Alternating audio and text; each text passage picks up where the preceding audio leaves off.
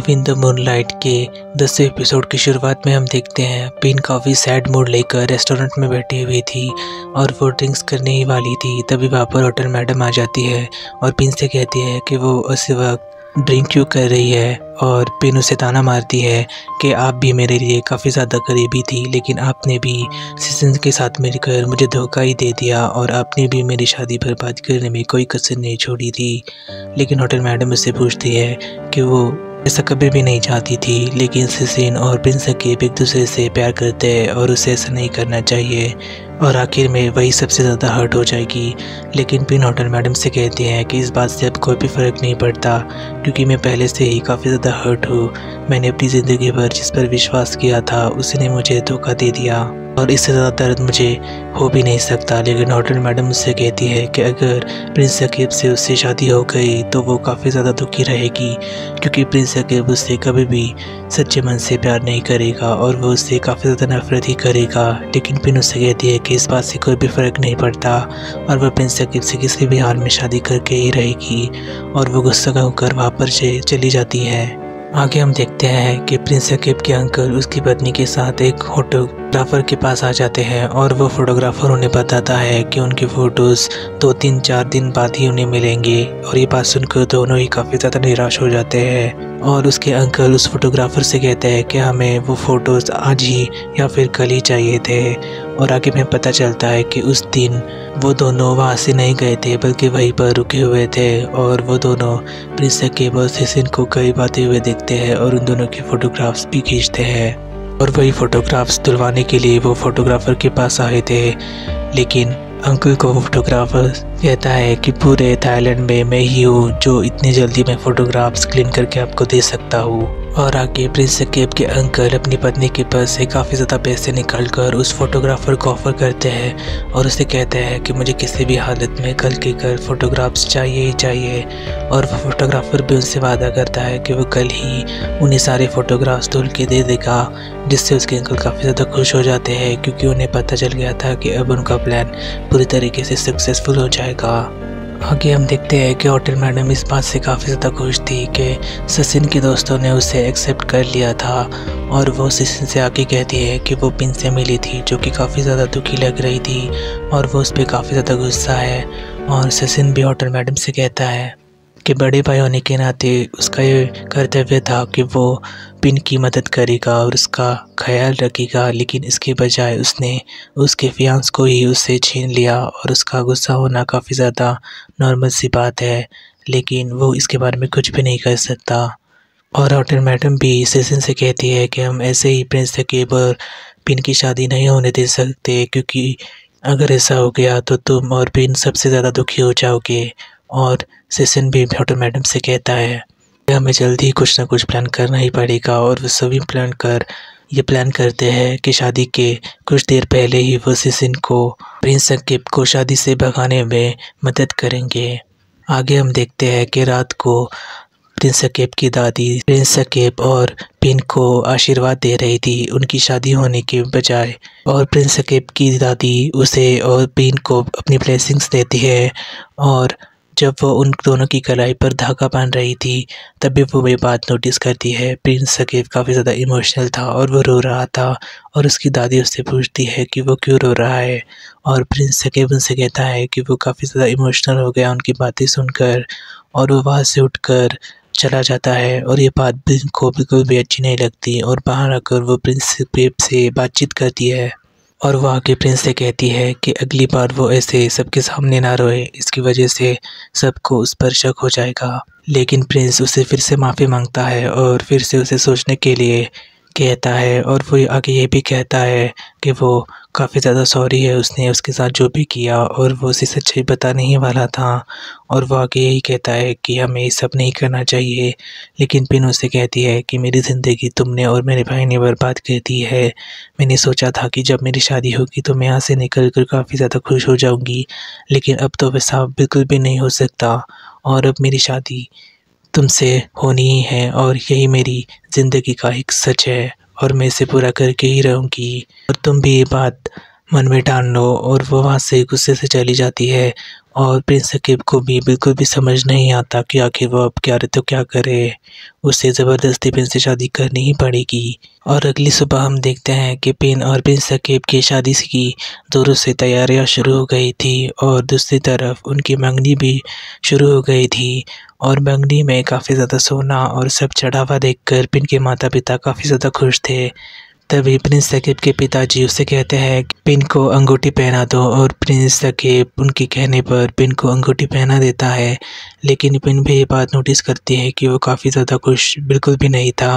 और दूसरी तरफ हम देखते हैं कि कमसू सारे गार्ड्स को ये ऑर्डर दे देता है, कोई भी इंसान अगर उन्हें सस्पिशियस लगे तो वो उसी वक्त उसे अरेस्ट कर ले। और आगे हम देखते हैं कि राजा भी कमफू से ये बात करता है कि आज रात काफ़ी ज़्यादा इम्पोर्टेंट है और शादी की सिक्योरिटी में कोई भी गड़बड़ नहीं होनी चाहिए। शादी होते ही मैं प्रिंस सकीब और पिन को ऑफिस ले जाकर रजिस्ट्रेशन करवाऊंगा ताकि सारी संपत्ति यहाँ पर ट्रांसफ़र कर सकूँ और जिसके बाद हम सीधा चियांग माई जाएंगे और वहाँ से यहाँ पर वापस कभी भी नहीं आएंगे। और आगे हम देखते हैं कि नौकरानी राजा के ऑफिस से ट्रांसफ़र करने के डॉक्यूमेंट्स चुरा लेती है और उसे आकर प्रिंस सकीब को दे देती है। और वो पूछता है कि वो ये क्या कर रही है और वो उसे बताती है कि आज सुबह ही जब वो सब्जियां खरीदने के लिए मार्केट गई थी तो उसे वहाँ पर सचिन मिल गया था और उसी ने उसे ये सब करने को कहा ताकि होटल मैडम की मदद से वो सारी संपत्ति थाईलैंड ट्रांसफ़र कर सकेगा और सब कुछ ठीक हो जाएगा।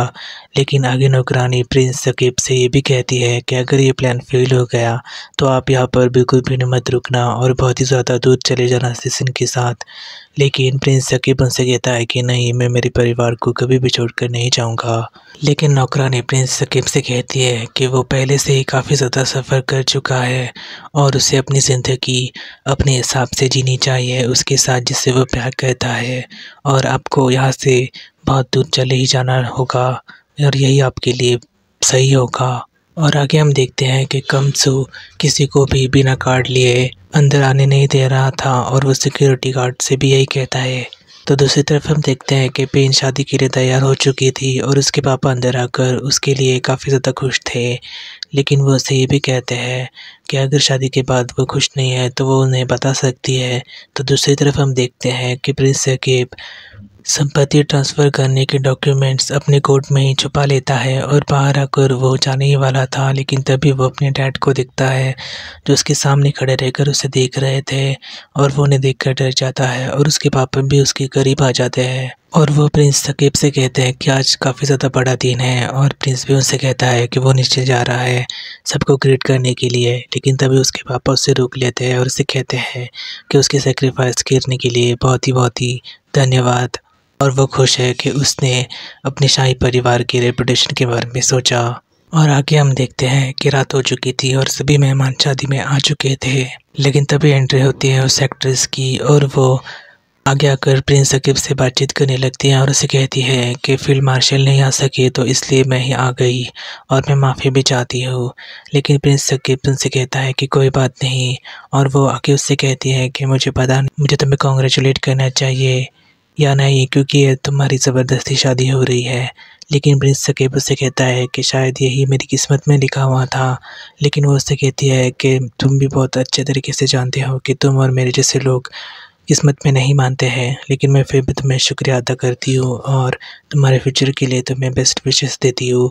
लेकिन तभी पिन वहाँ पर आ जाती है और उसे रिक्वेस्ट करती है कि वो उसके साथ फ़ोटो खींच ले। और आगे हम देखते हैं कि प्रिंस सकीब के अंकल और आंटी उसी फोटोग्राफर की दुकान में बैठे हुए थे और फोटोग्राफ्स का इंतज़ार कर रहे थे। तभी वो फोटोग्राफर फ़ोटोज़ लेकर आता है और फ़ोटोज़ देखने के बाद वो दोनों काफ़ी ज़्यादा शौक और खुश भी एक साथ हो जाते हैं।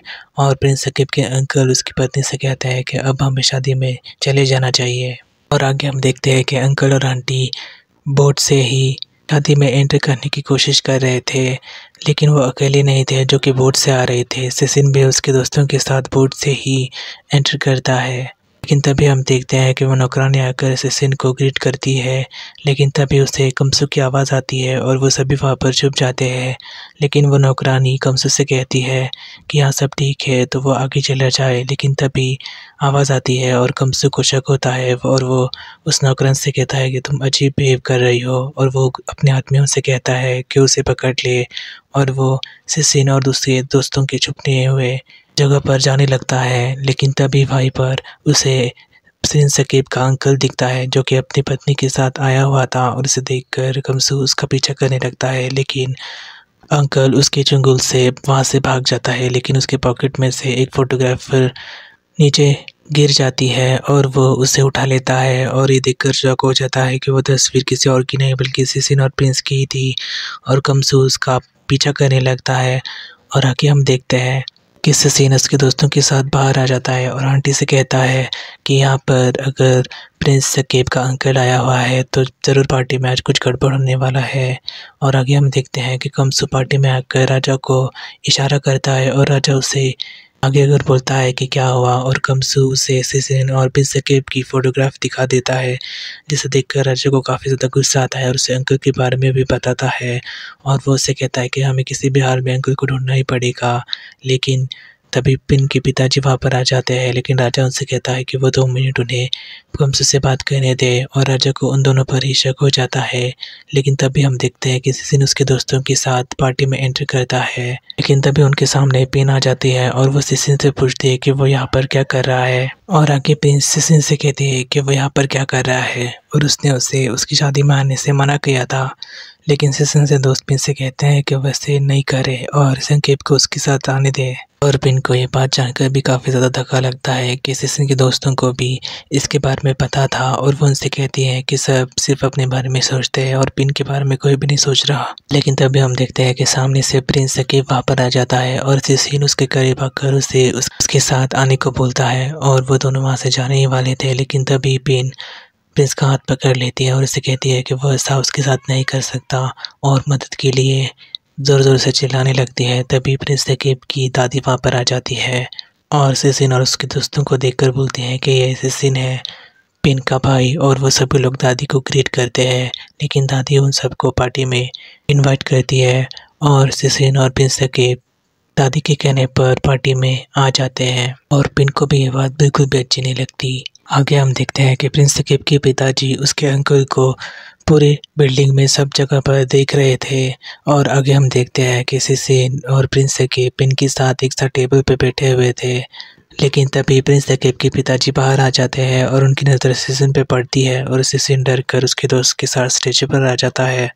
और उसका दोस्त प्रिंस सकीब के लिए एक गाना गाता है, और गाना ख़त्म होने के बाद राजा ऑर्डर करता है कि वो सिसिन और उसके दोस्त को पकड़ ले, और उसके गार्ड आकर सिसिन और उसके दोस्त को दूर कर देते हैं। और राजा की कहता है कि अब शादी का वक्त हो रहा है, और दादी भी प्रिंस सकीब और पिन से कहती है कि वो स्टेज पर आ जाए, और प्रिंस सकीब पिन के साथ स्टेज पर आ जाता है। लेकिन तभी हम देखते हैं कि उसका अंकल ऊपर ही खिड़की यहाँ पर खड़ा था और सबको ज़ोर से चिल्ला कर कह रहा था कि ये शादी बिल्कुल ही फेक है, और प्रिंस सकीब का एक बहुत ही बड़ा सीक्रेट है जो आज मैं आप सबके सामने लाने वाला हूँ। और प्रिंस सकीब भी अपने पिताजी से पूछता है कि ये सब क्या हो रहा है, और उसका पिताजी उसे बोलता है कि उसके अंकल के पास सिसिन और उसकी एक फ़ोटोग्राफ है। लेकिन तभी कमसू उसके अंकल को पकड़ने ही वाला था, लेकिन उसका अंकल वो सारे फोटोग्राफ्स हवा में नीचे फेंक देता है और सभी चौंक जाते हैं। लेकिन तभी हम देखते हैं कि सिसिन का दोस्त नौकरानी के साथ मिलकर उस जगह की लाइट को बंद कर देता है और सभी डर जाते हैं। और तभी कमफू भी उसके अंकल को पकड़ लेता है, और राजा भी आए हुए सभी लोगों से कहता है कि यहाँ पर आग लगी है तो वहाँ से वो सब लोग चले जाए, और सभी डर कर वहाँ से जाने ही लगते हैं, और पिन भी डर जाती है। लेकिन तभी हम देखते हैं कि सिसिन वहाँ जल्दी से आकर प्रिंस सकीब को उसके साथ लेकर जाता है, और उन दोनों को जाते हुए देखते हैं पिन को काफ़ी ज़्यादा दुख होता है और वो काफ़ी ज़्यादा इमोशनल हो जाती है। लेकिन दूसरी तरफ हम देखते हैं कि पिन का डैड वो फोटोग्राफ नीचे से उठाने ही वाला था, लेकिन तभी प्रिंस सभी का फादर उससे वो फोटोग्राफ ले लेता है और उससे कहता है कि फोटोग्राफर कुछ भी नहीं है और इस बात को वो इग्नोर करे। लेकिन तभी राजा के आदमी उसके अंकल को उसके सामने लेकर आते हैं, लेकिन राजा उसे गुस्सा मारकर बेहोश कर देता है और वहाँ से चला जाता है। लेकिन तभी उसे एक भी खबर मिलती है कि प्रिंस संकेत शादी से भाग गया है और वो काफ़ी ज़्यादा उस पर गुस्सा हो जाता है। तो दूसरी तरफ हम देखते हैं कि सिसिन और प्रिंस संकेत वहाँ से भाग रहे होते हैं और तभी वो वहाँ पर छुप जाते हैं। लेकिन उन दोनों को वहीं पर वो एक्ट्रेस देख लेती है और प्रिंस संकेत मुझसे कहता है कि मुझे इस शादी से भागना ही पड़ेगा, यहाँ पर कोई भी आग नहीं लगी है। और वो एक्ट्रेस भी उसे गाड़ी की चाबी उसे दे देती है और उसे कहती है कि मेरी गाड़ी पार्किंग में है, यहाँ से चले जाओ। और वो कहती है कि हम सब दोस्त हैं, तो मैं तुम्हारी हेल्प करना चाहती हूँ। और आगे आकर वो प्रिंस संकेत के पिताजी के सामने एक्टिंग करने लगती है कि कोई उसे मारने वाला है। लेकिन तभी उनकी नज़र सिसिन और प्रिंस संकेत से बैठती है और वो काफ़ी ज़्यादा गुस्सा हो जाते हैं और अपने आदमियों को दोनों के पीछे जाने को बोलते हैं। आगे हम देखते हैं कि सिसिन और प्रिंस कार में बैठकर वहाँ से जाने ही वाले होते हैं। तभी उसके पिताजी वहाँ पर आ जाते हैं, लेकिन वो उन दोनों को रोक नहीं पाते और वो दोनों ही कार में बैठकर वहाँ से चले जाते हैं। और उसके पिताजी को उस दोनों पर काफ़ी ज़्यादा गुस्सा आता है। आगे हम देखते हैं कि प्रिंस संकेत सिसिन को वो डॉक्यूमेंट दे देता है और कहता है कि मैं कल ही होटल मैडम की मदद से सारी संपत्ति को थाईलैंड ट्रांसफ़र कर दूंगा, जिसके बाद पिताजी को हमारा रिश्ता एक्सेप्ट करना ही पड़ेगा। और ये बात जानकर दोनों ही काफ़ी ज़्यादा खुश हो जाते हैं। लेकिन तभी वो देखते हैं कि एक कार उनके सामने आ जाती है, जिसकी वजह से उन दोनों का एक्सीडेंट हो जाता है और सिसिन को चोट लग जाती है। और उस कार से नीचे उतरकर प्रिंस संकेत के पिताजी उसी कार से बाहर निकालते हैं। लेकिन प्रिंस संकेत काफ़ी ज़्यादा इमोशनल हो जाता है और अपने पिताजी से वो रिक्वेस्ट करता है कि वो ऐसा ना करे। और वो सिसिन की तरफ भी देखता है जिससे काफ़ी ज़्यादा चोट आई थी और वो वहीं पर बेहोश हो जाता है। और लव इन द मूनलाइट का 10वां एपिसोड वहीं पर ख़त्म हो जाता है।